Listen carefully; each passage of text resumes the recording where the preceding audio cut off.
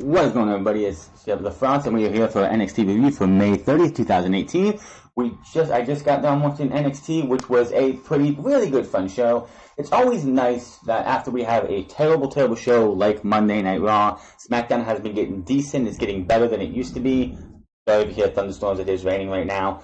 But NXT almost never, ever has a bad week. And tonight was another good one for me. This is my opinion. You don't like it, too bad. But this was another good show with a really interesting, with a really fun finish to the match of the night, the match that was advertised for all week, which was Shayna Baszler versus Dakota Kai for the NXT Women's Championship. Dakota Kai is pretty much being bullied by Shayna Baszler since Shayna Baszler first faced off against her in NXT when she pretty much almost dislocated Dakota Kai's elbow, shoulder, and everything. So it has been personal. It has been like, this is a good bullying angle. And tonight was Kai hopefully trying to stand up for herself. Obviously things were not going to go perfectly well for her. And then in the end, we had a surprise and probably obvious reason why a certain NXT superstar is still in NXT and not on the main roster right now. But the end, after that match was over, the end to NXT was, I think, one of the craziest things I've seen in a long time. So I thought Strong versus Danny Burch was this week. Apparently, it must be next week. So we're going to be looking forward to that next week. We started off with Aleister Black, and his match for NXT TakeOver Chicago 2 has been confirmed. I do want to mention that the NXT TakeOver Chicago logo 2 is badass looking, and it's an awesome looking thing. I can't wait to get to NXT. We still have NXT TakeOver. We still have 2 NXTs to go through. So I'm pretty sure after tonight, everything except for, everything's pretty much been set, even though I don't think everything's been said. I'll count down the matches when we get to them. We have a grudge match, a street fight, the tag team titles, the women's title has pretty much been as a foregone conclusion now, and the NXT Championship was also announced tonight. So that's 5 matches right there. I honestly don't know. Well, Adam Cole doesn't have a match yet, and it looks like he might not, unless they do something against him and Pete Dunne. Even though they will be they'll be competing 3 nights later on Tuesday at the Royal Albert Hall at the NXT event. It's actually 2 nights because it's the Monday night show, not the Tuesday night show. But tonight's show was very fun. We also saw the War Raiders destroy 2 more victims, and those 2, Hanson and Rowe, look like they're just having a fucking blast going out there and kicking ass. It's so nice to see. There has been rumors going around and talk that WWE's main roster does not care for tag team wrestling. That's why we haven't seen good tag team wrestling since the New Day versus the Usos in their tag team Hell in a Cell and all of that feud they had last year. Where have the Authors of Pain been? They've been absent. Where has Sanity been? Because they haven't even been advertised for the last 2 weeks, so who knows when they're coming out. I'm hoping it's going to be during the tag team title match on SmackDown for Money in the Bank, where they'll just come out and pretty much wreak havoc on all 4 individuals and at Money in the Bank. So if that's when they're going to make their debut, then so be it. Don't even advertise them anymore. That is fine by me. But and we had a tag team barbecue food fight on Monday, which was not fun television. I don't care what Brian Zane said. It might have been the segment of the night for him on Monday, but that was just god-awful television. No ifs, ands, or buts about it. So it's great to come down here. Yes, it was a squash match, but it's always nice to see, and there's almost always one tag team match on NXT TV, and tag team wrestling matters to Triple H. I hope when Vince McMahon's gone and is off doing the XFL or 6 Feet Under, or he's in a retirement home because he's forced to, because he's losing his mind, that when Triple H takes over and the tag team wrestling will be back where it should be, where we actually have storylines, we actually have up-and-coming tag teams working their way up to challenge whoever is going to be the tag team champions, and everything makes sense. But until then, we do have NXT for that. We also had ourselves Lacey Evans versus Kairi Sane, which will be the rubber match will be next week, so you have to look forward to that. EC3 versus Fabian Eichner, which had a surprise interruption that looks like it ticked EC3 off a lot. we had the Bianca Belair retrospective, which was good. You get to know the background of Bianca Belair, where she came from, and everything else. I'm not going to play the clip tonight because last time I tried to play a clip like this, I got hit with a copyright claim, so I'm not going to go there because they like to play some, music that if I hit it, I get hit with copyright claim. But if you don't have the network and you don't want to pay for the network and you want to see who's this Bianca Belair, what is special about her, and it's on their YouTube channel, make sure to go out of your way to check this thing out because it does give you a nice retrospective of who is Bianca Belair and why she is the EST of NXT. Something worth watching. Ricochet versus Donovan Chris Dijak. Oh my goodness, that match, it was short, sweet, and to the point, and we got a match for NXT TakeOver Chicago for Ricochet after it, but the feats of everything I saw in that match, if you are not a fan of Ricochet after this match, if you are still on the fence or you don't like Ricochet, you do not have a wrestling soul. Period. You should watch something else because this dude is money. Period. The Rock endorsed him a couple weeks ago. This guy is a future champion if booked right. This dude, with the feat of strength he showed tonight in that match, and we'll talk about it later. Oh my God. I never thought I'd see it, but dude has got to have everybody open their eyes for Ricochet tonight. We also had, let me see here, and that was about it, and we had the main event. The show started off, they did have a recap of what happened last week between Gargano, Ciampa, and Candice LeRae, pretty much getting knocked the hell out of her. Aleister Black makes his way out to start NXT. He says, ever since winning the NXT title, it's been a trip. It's been life-changing. Now I know there's this dispute of my next challenger, but it doesn't matter. All it takes is one shot, and I make all my opponents fade to black. Cue Lars Sullivan. I'm telling you what, if they're trying to build Lars Sullivan as a heel, they're doing a damn good job about it. I don't know if it's intended to be that way, but at the end of this segment, he got more hate than about boos and jeers than I think I've ever seen him get. Lars Sullivan says, the dispute is over. Per William Regal, I will be your first challenger. I gotta hand it to you. Over the last 13 years, you've made people fade to black all over the world. But it takes one shot to make your opponents fade to black, but you haven't faced anyone like me. No one has my dominance. You can try to ignore your emotions, but you can't ignore the reality. In Chicago, I will take everything you have worked for, and I am your next NXT champion. You like to think you can do something about it, but you can't do anything. Then he goes to look like he's going to chokeslam him.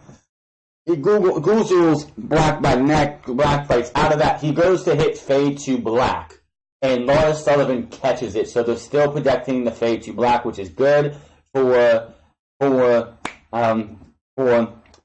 Black. Had a little bit of a frame for it there for a minute, and they're saving that for NXT TakeOver Chicago. So, in my opinion, and the fact that he did grab Lars Sullivan blocked fade to black and hit him with a freak accident only tells me that Aleister Black is going to retain at NXT TakeOver Chicago. After he took him out with the fade to black, he goes over, grabs the NXT Championship, raises above his head, music plays, and the crowd completely showers him in boos. So, Lars Sullivan, I don't know if he was supposed to be a babyface or anything at one time, but he is definitely full-blown heel in this entire thing. War Raiders versus Nick and Chris, I think were the Gibson and Nixon or whatever their names were. There was a Raiders chant through this entire match. You just hear Raiders, Raiders. And I was like, that's awesome. They got that going. War Raiders destroy these victims, hit their finisher for the win, and War Raiders are your winners. Then Lacey Evans was in the back with Kathy Kelly, I believe. And they did put out the bracket for the UK Division Championship Tournament, and I will be talking about that this Saturday on Unscripted. Make sure to tune in for that. Lacey Evans versus Same Theory will be next week. It's not the only match that's named for next week, but we will talk about that later. EC3 versus Fabian Eichner. I have to say something here. EC3 is making his way to the ring, and we get to, they pan to the crowd. There's a black cardboard, black construction paper with yellow NX3. Not a problem with that sign whatsoever. Around him, or 8x10s, or whatever that size, I think it's 8x10s, of white sheets of paper with black NX3 on them. The one that was in black and yellow, that was made by a fan who really wants NX3. The other ones are made by WWE, and they pass them out as you come into the arena. I hate when they do that for the simple fact is it makes the entire thing feel like WWE's trying to fabricate this whole NX3 thing instead of letting it grow naturally. This is like when Cesaro, they want to do the Cesaro section and make that a big thing. They would pass out signs, or the hugger section. They would pass out these plastic signs or put them on your chairs. I hate when they do that. If people bring signs in, and there were a bunch of actual made NX3 signs, which means NX3 is getting over, WWE, Triple H, and everyone else does not have to go and say, here you go, here's a sign for you to hold up. Let people actually put the effort into making those signs because it feels and looks more natural than these little NX3 signs or any sign that they do that with. It's just, it makes it look like WWE fabricated the entire NX3 thing, which they had him say it, but it needs to grow naturally on its own. And having them hold those little 8x10 signs. Now with the Johnny Gargano thing, I'm like, you're like, well, they did it for Johnny Gargano. That was a little different in my opinion because that was supposed to be there to have, because Johnny Gargano was way over anyway, and that was naturally born. That's different. The NX3 thing, EC3 has only been in NXT for a few months, as Johnny Gargano's been in NXT for about almost 3 years. It's been about 3 years, haven't it? 2015, I believe. He's been in NXT a long time, and I figured, yeah, but anyway, that's a different story because that was actually supposed to be like that. When it's something that's been over, somebody who's been over for 2-3 years, it's one thing. The NX3 moniker, or I want to turn this to NX3, is something still brand new. So if it was a year from now, maybe 2 years from now, I wouldn't feel as much of an irk about it, or it wouldn't sit wrong with me. But right now, it's like you gotta let this grow naturally, and just putting these NX3 signs or handing these NX3 signs out for everybody to use, it just doesn't sit right with me, and it makes the whole entire NX3 chant to be as fabricated as they can be. EC3 takes control, and he's just talks trash to Fabian Eichner, who he's taken on in this match, with then a forearm, spinning back elbow by Eichner, then a gut wrench for a 1 count. EC3 sends Eichner to the outside as he attempts a springboard. EC3 heads outside to go attack Fabian Eichner, and all of a sudden, out of the crowd, because at the beginning of the show, after they did I forgot to mention this, I should have, after they did the recap, Mauro Ranallo post-edit came on and said that Johnny Gargano and Tommaso Ciampa will be facing off at NXT TakeOver Chicago in a Chicago street fight and they will both be MIA today because of this feud getting too personal. So these guys are not supposed to be here. Johnny Gargano comes through the crowd, walks into the ringside area, walks past EC3, and walks over to the announce table, says this, and grabs a mic, says this is the contract for a Chicago street fight at NXT TakeOver Chicago. This match is going to happen, and just lays it there. Walks again past EC3 and heads back the way he came. EC3 looks pissed as fuck.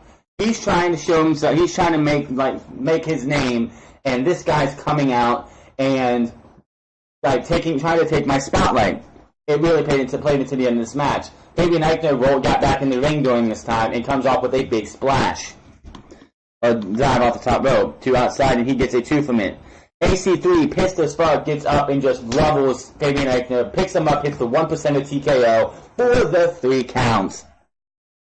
EC3 just looked like he was a little irked because it's his spotlight, it's his time to actually sit here and try and show everyone why he is the top 1%. And Johnny Gargano came out and took his spotlight. So I don't know if that's going to play into anything with Johnny Gargano and Tommaso Ciampa. Maybe EC3 fucks Johnny Gargano over because of that, and it leads to a feud between those two.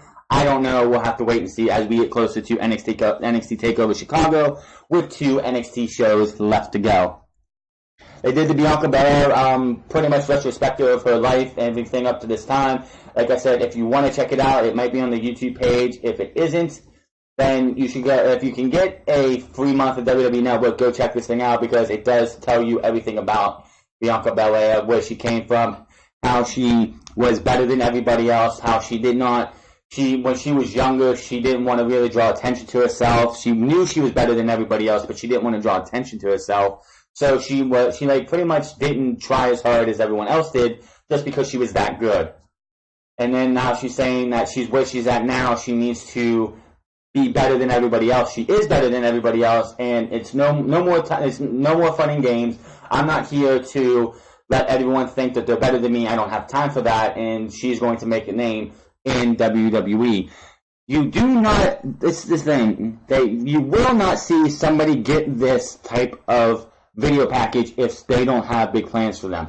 They did it for TM61. They did it for Roderick Strong. TM61 is just now going to the dark side, and I could see them maybe at the end of the year, maybe possibly being NXT champions, tag team champions after the Undisputed Era lose the tag team titles to the War Raiders, and they could somehow beat the War Raiders at NXT TakeOver Los Angeles or in Phoenix or Arizona, wherever they're going to be at. So that would be interesting to see what happens with Bianca Belair. She's going to be a big deal, and I can honestly see she at Los Angeles or Phoenix, like the War Raider, like the TM61 winning the NXT Women's Championship. I don't see it being at NXT TakeOver Brooklyn because they have to get the title off of Shayna Baszler for this to make sense, because she's quite technically a heel in my opinion, especially after beating a fan favorite like Kairi Sane. We'll have to wait and see what happens with Bianca Belair, but she is going to be a big deal for the rest of this year. I've heard other podcasters say that she's going to be a big deal, and I 100% agree with each and every one of those who have said that. And this tonight proves that point. The biggest talking match of the night, in my opinion, Ricochet versus Donovan Chris Dijak. Ricochet with right hands early, taking Donovan Dijak into the corner. He goes to Irish whip Dijak from one side to the other, but Dijak reverses that, and Dijak comes to do a splash, but gets hit with an axe kick. Suicide dive by Ricochet, but he is caught by Dijak. Dijak picks him up and chokeslams him onto the ring apron. It's like, oh, he's just probably going to roll him up or take him in there. Now, what's Donovan Dijak do? What's Dijak do? Instead of coming back in the ring and trying to pin Ricochet after that chokeslam on the apron, he does a springboard elbow drop off the top rope for a 2 count. He goes up top and he's like, well, I gotta finish him off. He goes up and does he doesn't just climb up the top rope and do a moonsault. He does a RVD style jump up from the mat to the top rope and does a moonsault. It was a thing of beauty, but Ricochet moves out of the way. Dijak goes after Ricochet again, but he eats a back elbow, then a jumping axe kick, and then Donovan Dijak's on the mat, sitting in sitting position. Ricochet, with the might of Hercules, in my opinion, this was a feat of strength like no other. Picks Donovan Dijak up and suplexes this guy. Deadlift suplex. It was a thing of beauty. Hits the 630, 1, 2, 3. Ricochet is your winner. After the match, he grabs the mic and says, so, Velveteen Dreams likes the spotlight. That's okay, I get it. As much as I hate to say it, he deserves it. He has been one of the most entertaining guys in NXT. He can do it all. Velveteen chants fought by the crowd. But here's the thing. When the spotlight is on you, it shows your flaw, it shows you how good you are, but it also shows your flaws. Last week it showed not how good you are, but showed you how much of a punk you are. At TakeOver Chicago, and then Velveteen Dreams music hits. Dream says, punk. Okay, that's fair, because tonight is your spotlight, but last week was our spotlight. And Velveteen Dream showed you anything you can do, the Dream can do better. Ricochet continues and says, really, is that what you think? Because the only thing I see you doing is while standing up there, is showing everybody how much of a coward you are. You want the spotlight? Come and take it, boy. Dream then starts walking to the ring. He still has the microphone in his hand. Looks like he's about to do something, and he just does a 180 and comes back the other way. and turns around and says, as epic as you and me would be, the Dream can only think of a spotlight for both of us. The Dream will see you in Chicago. He walks back up the ramp and turns around and says, oh, and when that spotlight hits your beautiful face, you will know anything you can do, I can do better. What does Ricochet do to have Velveteen Dream do something? He does a leaping somersault out of the ring, lands on his feet like a perfect, like somebody who's in the Olympics doing gymnastics and does one of those somersaults and has to land perfect. He landed flat perfect on the floor. Walks up to him, puts his hands out and says, well, show me. Dream slowly walks away in like awe. Cannot wait for that match at NXT TakeOver Chicago. It is going to be a thing of beauty. That's going to probably be match of the night. No ifs, ands, or buts about it. I don't care about those. I don't care what other match you have. Ricochet versus Velveteen Dream is going to be match of the night and could possibly be in contention for match of the year. That's how good those two are.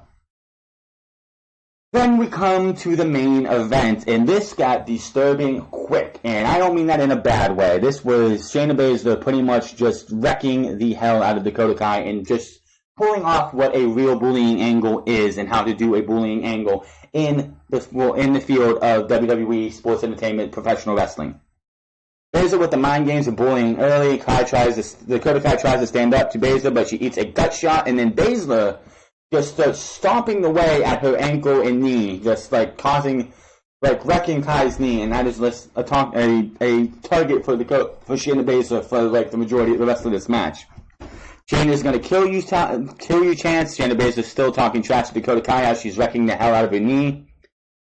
She's just kicking the hell out of her. Baszler's just twisting the hell, like she had her down and she was twisting, like I don't know how the hell she would do this, but she was twisting her ankle and her knees in different directions at the same time. It was brutal. Kai tries to fight back, but Baszler just stomps on Kai's ankle again. Baszler starts taunting her again to Kai, and Kai with a slap to Baszler's face and a kick to Kai's, and then Baszler follows that up with a kick to Kai's face. Ankle lock on Dakota Kai's bad ankle as Baszler taunts the hell out of her. Kai tries to fight back, tries to, crawl to the ring, but no, Baszler pulls her back and sits down, and then I think she let her get to the ring ropes. She honestly let Dakota Kai eventually get to the ring ropes. Baszler's just having her way with Dakota Kai, but Dakota Kai does hit an enziguri to Baszler, and she fights Baszler off. Bicycle kick by Kai, who can't capitalize. The half rings running around her Luger kick. Then a face wash to Baszler. Kai goes for her finisher, and she gets put into the Karakuda clutch, and Kai taps out. Winner is Shayna Baszler. Post-match, Baszler continues to puts her back in the Karakuda clutch. I think that's what it's called. And all of a sudden, NXT's twisted sister, because she's no longer part of Sanity, Nikki Cross makes the save and pulls Baszler off. She's challenging Kai. She grabs the title, she's telling her, come on, let's do this. Shayna Baszler grabs this, picks up her title, and slowly goes around the Nikki Cross and just exits the ring. And I'm like, that's going to be the end of the show. No, that's not. Because Shayna Baszler is out of the ring, and Nikki Cross goes after her. She ends up getting the title off of Shayna Baszler's face, off of Shayna Baszler. She comes back to the ring, challenges her, come get your title. You want this? Come get it. Eventually, she draws the line with the title, puts it down, and pretty much just says, come on. She backs up, gets to the end of the ring, and just, come get your title. So as soon as Shayna Baszler goes to get the title, Nikki Cross, with the speed of lightning, goes over and grabs the title and says, me, the title, tonight. Dakota, you're the referee. And this shit, I have no idea what the fuck this was, but this was this was bizarre in a good way. So Dakota Kai just pulls the title up like this. It's a title match. She goes to put the title down in the corner, like a referee usually does. And Shayna Baszler tries to stop that, but she ends up getting hit with the purge. Dakota Kai counts to 1, 2, 3, and no, she's not, but Nikki Cross celebrates and acts like she has just won the NXT Women's Championship. She goes in the crowd, she celebrates there, she goes around the ringside, and the show goes off the air with Nikki Cross holding Shayna Baszler's title over her shoulder. So it's obviously going to be Nikki Cross versus Shayna Baszler. That was not, of course, not announced tonight. I expect that next week. But holy hell, that is going to be interesting because Nikki Cross is not afraid of shit. Nikki Cross is going to go out there and try and beat the holy hell out of Shayna Baszler. Is she going to win? Probably not. She's probably going to be. It's probably going to be a physical, brutal match. Anyone remember Asuka versus Nikki Cross last woman standing match from last year? That's pretty much what we're going to get this year, only it's going to be a lot more physical because Shayna Baszler is a beast of a woman in a good way. Really, really enjoying what NXT is doing tonight. This was a really awesome show. NXT just shows WWE again how to do things right. Tag team wrestling matters. Tag team wrestling matters to a lot of people, Vince. Bullying angle. How to do a bullying angle right, Vince. Giving your superstars storylines. Continuing storylines. How to book a proper show, Vince. You'll never, NXT is always going to be better than the main roster. Old people like my dad are going to say, oh, well, it's NXT. It's the minor leagues. No, it's not. NXT is a brand. Just like 205 Live is officially been its own brand, as Dave Meltzer has stated that 205 Live is no longer part of Monday Night Raw. They are just 205 Live by themselves, and that is fine. Just get them off of SmackDown Live, which we'll see what happens there.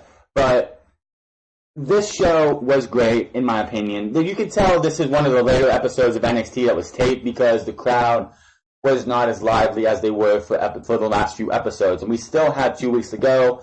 So I'm hoping these last 2 episodes will take on a different day, so when we get to next week and the go-home show, we have a lively, loud crowd, because they weren't there for 5 hours straight or 6 hours straight, however it was done. But, again, NXT with another good show, showing WWE how to do things when they don't, and they don't usually skip a beat, but they've had their ups and downs too sometimes, but this was, again, a pretty awesome show, and I had a lot of fun watching it. If you don't, make sure to hit that subscribe button, comment down below. Let me know what you thought of NXT tonight. And also find me on Twitter at The Fronts. Hit that follow button on Twitter. Go over to twitch.tv/TheFronts08. Hit that follow button over there. My name is The Fronts. I'll see you guys on Saturday for Unscripted, where we talk about WWE and all the news that's going around. And I will see you guys later.